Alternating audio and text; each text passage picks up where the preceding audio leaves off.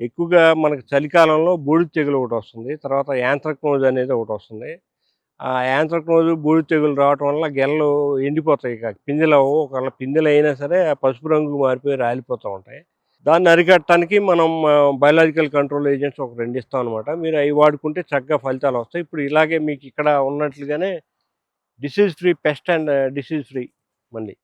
చూడండి ఎక్కడా గానీ మీకు ఈ పూతలో ఏదైనా తేనె మంచు గానీ, ఇంకా రకరకాల ఇంకేమన్నా ఉన్నా కానీ మీకు ఏమి కనపడట్లేదు చూడండి. జనరల్‌గా రైతులు చేసే పొరపాటేంటంటే ఏదైనా ప్రాబ్లమ్ కనపడగానే ఇమ్మీడియేట్‌గా స్ప్రేకెళ్ళిపోతారు.